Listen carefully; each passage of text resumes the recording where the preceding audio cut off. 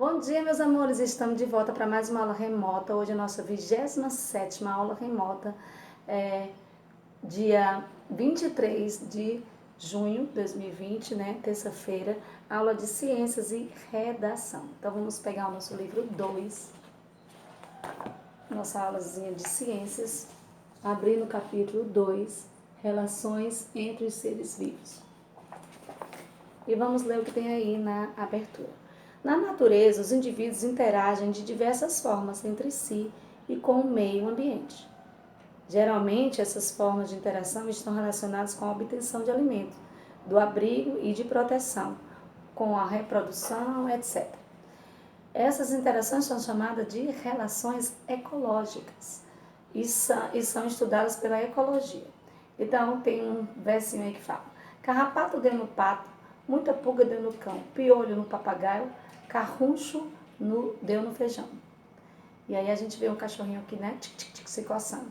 Então, converse com o professor e com os colegas sobre a imagem do texto. Após a leitura dos versos, explique que tipo de relação existe entre os animais neles citados. E aí a gente consegue entender que, carrapato deu no pato, muita pulga deu no cão, piolho deu no papagaio, carrucho deu no feijão. Eles estão atrás de quê? Claro que eles estão atrás de se alimentar. Então, a relação aí é para a obtenção de alimentos.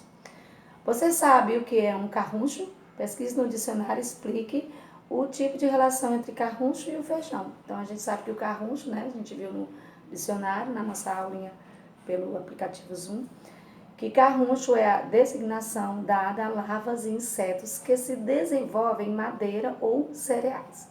O carruncho alimenta-se do feijão, que é a relação para a obtenção de alimento. A relação entre a pulga e o cão, citado no verso, traz benefícios ou prejuízos para os envolvidos? Bom, a gente sabe que um vai ser beneficiado e o outro vai ser prejudicado. No caso, o cão, que é o hospedeiro, é o prejudicado, né? Vai ter prejuízo. Porque, né, vai ter que dar o alimento, que é o sangue dele. E já a pulga, que é o parasita, né, é o beneficiário, né? É ele que vai ter benefício, porque eles retiram os nutrientes que precisam para sobreviver do hospedeiro, que no caso aí é o cão. E aí vamos para a página 18 e 19 na leitura. Os seres vivos e o ambiente.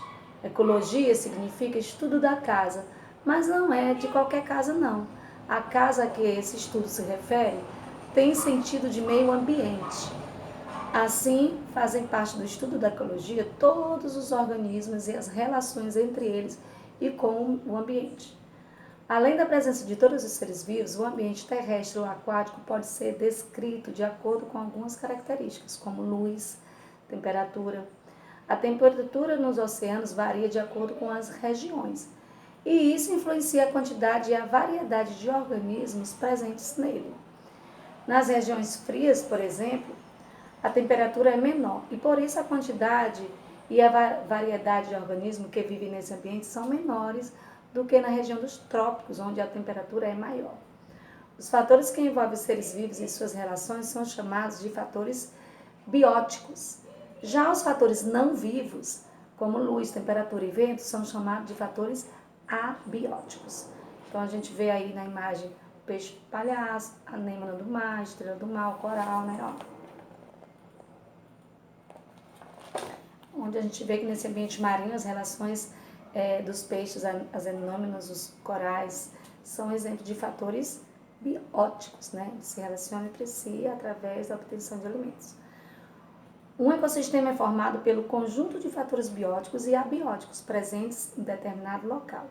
Assim, a umidade, a temperatura, o solo, os ventos que agem sobre certas áreas associadas aos seres que ali vivem e a relação estabelecida entre esses seres formam um ecossistema. Os ecossistemas, portanto, incluem os seres vivos que compõem o local, suas relações entre si e com o ambiente. Aí a gente vê aqui, né, essas figurinhas. Uma floresta, um lago e o solo de um jardim também podem ser considerados exemplos de ecossistemas. Se levarmos em conta os seres vivos que as compõem e as relações que eles têm com esse ambiente. Onde moram e o que fazem? Vimos que no estudo da ecologia são investigadas a vida dos seres e suas relações com o ambiente. Agora vamos ver alguns exemplos desses estudos. Na natureza, os seres vivos são encontrados em lugares determinados. É como se fosse um endereço. Por exemplo, a onça e o bicho preguiça vivem na floresta. O camelo, o suricato, vive no deserto. O peixe-boi, o cágado, vive nos rios. Chamamos de habitat o lugar onde um ser vivo pode ser encontrado, ou seja, onde ele vive. No habitat, ele encontra as condições ideais para se desenvolver, se alimentar, se reproduzir e sobreviver.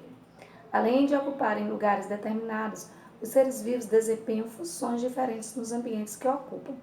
Chamamos de nicho ecológico o conjunto de funções que os seres vivos desempenham no ambiente. Por exemplo, a onça caminha pela floresta e alimenta-se de carne. Já o bicho preguiça vive nos galhos das árvores e alimenta-se de raízes, folhas e frutos. Assim, a onça e o bicho preguiça, apesar de terem o mesmo habitat, que é a floresta, ocupam nichos ecológicos diferentes, cada um no seu espaço. A floresta tropical é o habitat da onça pintada e do bicho preguiça. Então, ao referirmos ao habitat, queremos dizer que as diferentes espécies podem ser encontradas em locais como florestas, oceanos, savanas, desertos. Não significa que essas espécies habitem obrigatoriamente a mesma floresta ou o mesmo oceano, tá ok, gente? E aí você vai responder a página 20 e 21 em casa, tá bom?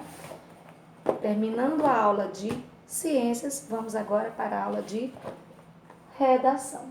Pega esse livro de oficina de escritores, E vamos abrir na página O Ritmo da Poesia, tá bom? Na página 55. Além da rima, o poeta pode usar outros recursos para dar ritmo à poesia. Quais são esses recursos? Repetição de alguns sons no começo ou no meio da palavra, repetição de algumas palavras, destaque de algumas sílabas no verso. Veja a seguir como Vinícius de Moraes usou esse recurso para sugerir o andar do pato. Aí a gente vê aqui o pato andando, E aí vamos fazer a leiturazinha, que na verdade é uma canção, Vinícius Moraes, que escreveu, mas já foi transformado em canção esse verso dele, tá? Que está na Arca de Noé, certo, gente? Essa cançãozinha aí, essa poesiazinha, vamos lá. O pato. Quem sabe, acompanha com a tia, lê com a tia e canta no ritmo, tá bom? Vamos lá. Lá vem o pato, pataqui, patacolá, ah. Lá vem o pato para ver o que é que há. O pato, pateta, pintou o caneco, surrou a galinha, bateu no marreco, pulou do puleiro no pé do cavalo, levou um coice, criou um galo, comeu um pedaço de genipapo, ficou engasgado, com dor no papo, caiu no poço, quebrou a tigela, tanto fez o moço que foi pra panela.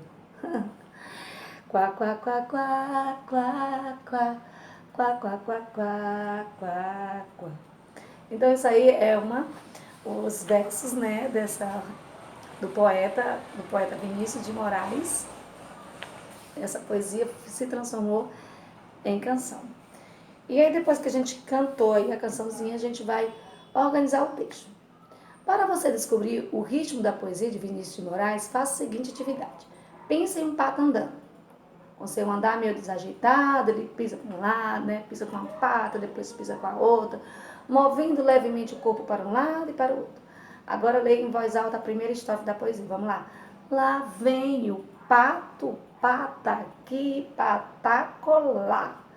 Lá vem o pato para ver o que é que há, Procure imitar com o movimento do corpo o andar do pato, acompanhando da fala e em voz alta na primeira estrofe da poesia, que foi o que a tia Sara acabou de fazer, Ao realizar essa atividade do item anterior, você deve ter notado que o poeta escreveu esses versos procurando sugerir o andar do pato.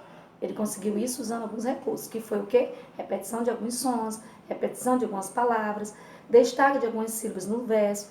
Na poesia, há algumas consoantes, vogais, sílabas e palavras que se repetem. Quais são elas? O que o poeta quis sugerir com essa repetição? Então, a gente sabe que com a repetição da consoante P, da vogal A, assim como das sílabas pá, lá e dos versos lá vem o pato, o poeta sugere o andar compassado do pato. Na B, ao ler em voz alta esses versos, você deve ter percebido que em cada um há duas sílabas fortes. Lá vem o pato, pata aqui, patacolá. Lá vem o pato para ver o que é que há. O que é que isso sugere? Então a gente sabe que a frequência dessas duas sílabas em cada verso sugere o andar compassado do pato, não é isso? E aí na página 58 tem a criação de textos, que são mais duas poesias. Essas poesias, O Gato e o Peru, elas foram escritas também por Vinícius de Moraes, mesmo autor de O Pato. Todas elas foram tiradas do mesmo livro, A Arca de Noé. Então vamos lá, O Gato. Com um lindo salto, lesto e seguro, o gato passa do chão ao muro. Logo, mudando de opinião, passa de novo do muro ao chão. E pega, corre bem de mansinho atrás de pobre de um passarinho. Súbito para como assombrado, depois dispara, pula para o lado.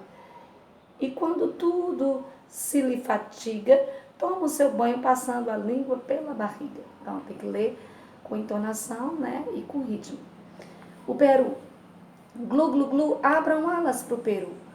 O peru foi a passeio, pensando que era pavão. Tico-tico riu-se tanto que morreu de congestão.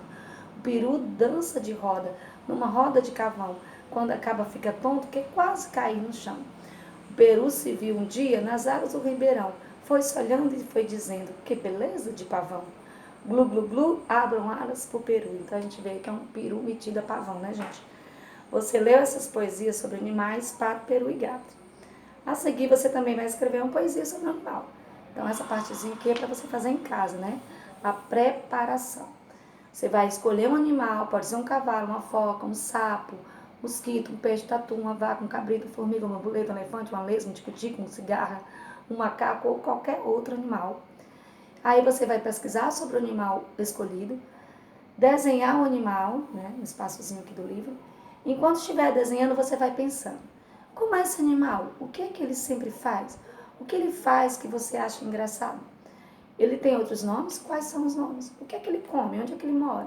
Então, tudo isso são coisas que você vai colocar aqui na escrita. Na próxima página, selecione os aspectos marcantes do animal que você escolheu e comece a escrever sua poesia. Escrever, muitas vezes, é como um quebra-cabeça. Você usa uma palavra, mas ela não se encaixa na frase. Você tenta outra e mais outra, até encontrar a palavra adequada, já que é uma poesia que a gente sabe que tem que ter rimas, né? Depois que você botou todos os seus pensamentos, suas ideias aqui na escrita, vamos para a revisão, onde alguém da sua casa vai ser o leitor da sua poesia, tá certo? Releia em voz alta o poema que você escreveu. Isso ajudará você, como leitor do próprio texto, a perceber melhor o ritmo da sua poesia. E aí você faz as mudanças necessárias com base no roteiro da revisão. Que está aqui o roteiro da revisão, para você ver o que é que precisa mudar lá. Você empregou rimas nas sílabas finais dos seus versos? Aí você vai botar que o autor é você, né? Sim ou não? Se sim ou se não, você vai lá e conserta. Os versos estão distribuídos em estrofes? Os versos têm ritmo? A sequência das palavras e o aspecto selecionado sugerem ao leitor uma imagem do animal?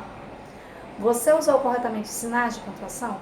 Você escreveu corretamente todas as palavras? O leitor, que no caso vai ser alguém da sua família, consegue entender a sua letra? Então também o leitor vai fazer as mesmas avaliações aqui, sobre as mesmas perguntinhas. Depois o comentário do leitor embaixo, né? Sobre o que você fez de legal, se precisa melhorar alguma coisa. Então, são aspectos importantes para a próxima página, que vai ser a produção do texto. E a reescrita, né? Depois que tem todas as correções, você vem aqui para a reescrita, que é a parte final do Eu Faço Verso, certo? Não precisa necessariamente ser feita a sequência de um trabalho de produção, mas é bom que seja realizado em um momento em que você, depois que viu tudo, né, passou todas as etapas, e você vai ter uma noção melhor de como ficar mais acentuado, né, a sua leitura, vai ficar totalmente clara, né, para as pessoas que vão ler, poder entender a sua ideia realmente que você quis passar, tá bom? Depois da leitura e dos comentários do professor e dos colegas, faça a edição de sua poesia para ser publicada no livro Poesia da Classe. Isso aí não vai dar pra gente fazer porque a gente não tá em aula, né, gente? Não é real. Então vamos fazer só realmente a parte da escrita do texto, tá bom? Na próxima aula a gente vê isso aí, como é que ficou a produçãozinha de vocês. Então, beijo, meus amores, vamos ficando por aqui nossa aulinha de hoje. Até amanhã, se Deus quiser.